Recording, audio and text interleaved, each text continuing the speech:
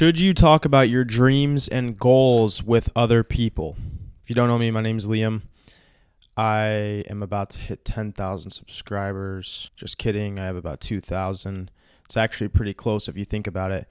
Anyways, should you talk about your dreams or goals? This is a topic that I feel like I've oscillated my opinion on.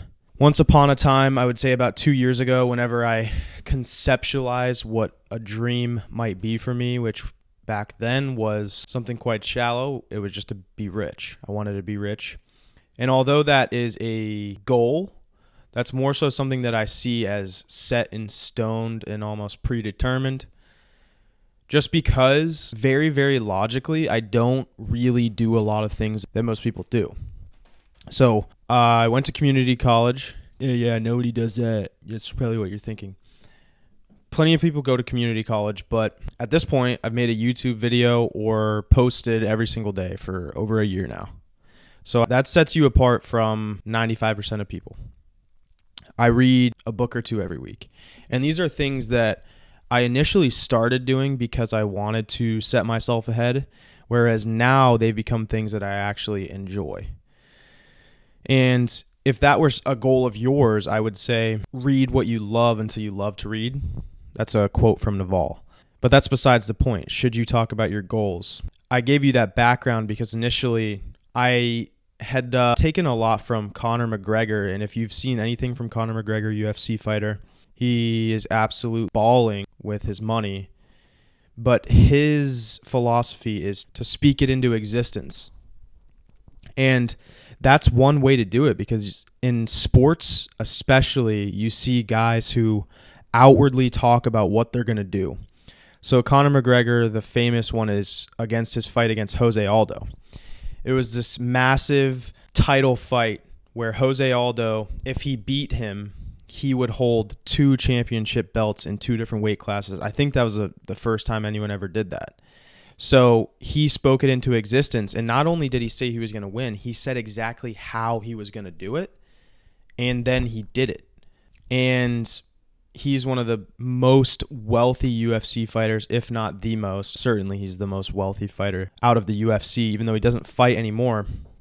My point is that he preached about a book called The Secret, which is about the law of attraction.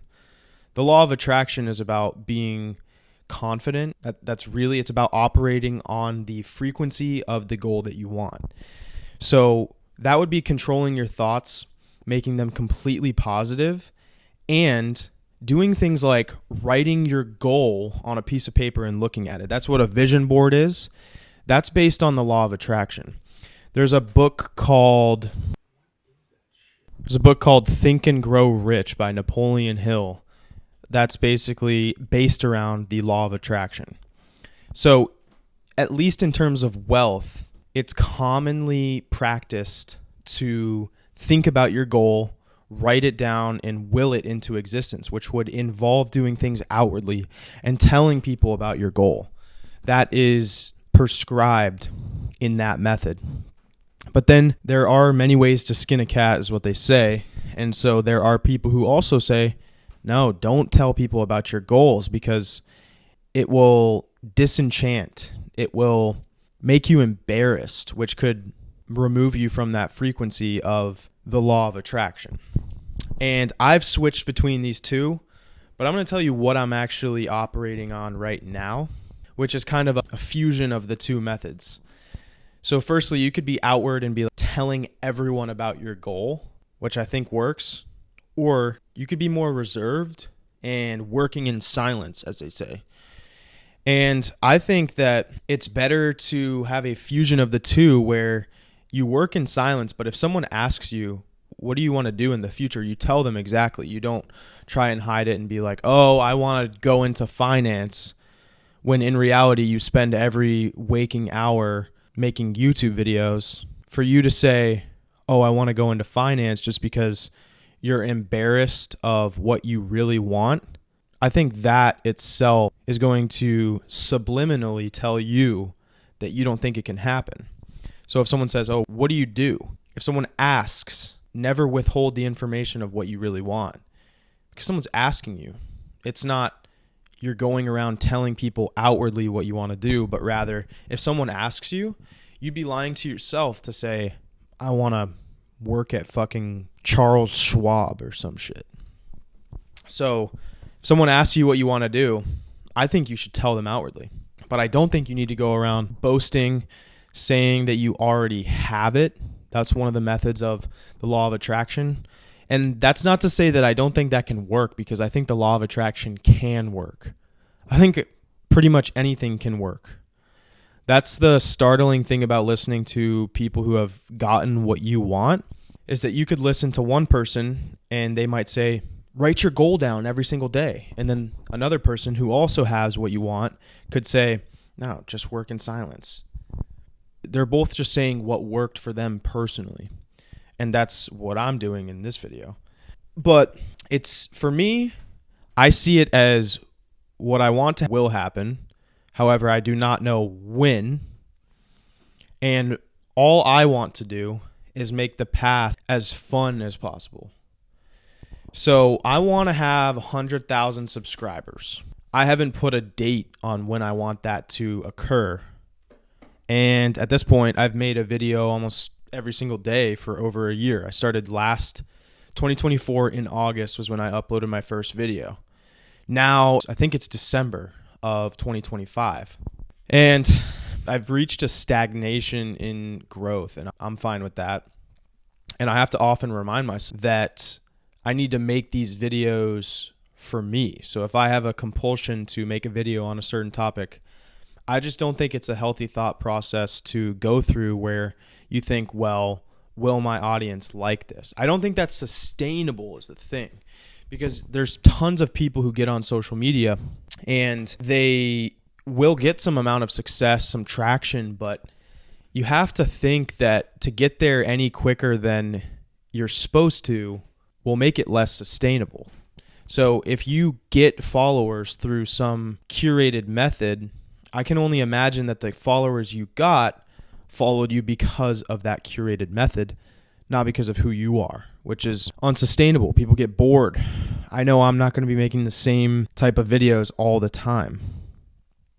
And I was listening to something with Rick Rubin the other day, and I really liked what he was talking about with creativity. And what he was saying was it's okay to have a separation between your work and your passion. He said that sometimes when people put all their cards in one basket, or eggs or whatever the fuck, if they put all their eggs in one basket, it could have the opposite effect. They're putting pressure on their art form, whether it's content, writing a book, literal art where you're painting. To quit a job and not be able to support yourself just for the goal could put this unnecessary pressure on you where you don't create the same way. You're trying to do these curated methodologies to get followers quicker because you need it to achieve something. I do firmly believe that the best art is done for the sake of doing it, not to achieve any sort of outcome or get money. That's just the way I see that. So long story short, I've drifted slightly, but I don't really care. Should you talk about your goals? If someone asks you what your goals are, yeah. Do I think you need to write it down every single day and stare at it? I personally don't do that. I haven't, quote unquote, reached my goal yet, but in a sense, I have reached my goal. That's the one thing I have to remind myself of, is that I just really like making videos. And as long as I'm doing that, I'm essentially perpetually retired. I've already retired because every single day I'm just going to make a video, and that's going to be super fun. So if I work out, make a video, to me, that's a vacay.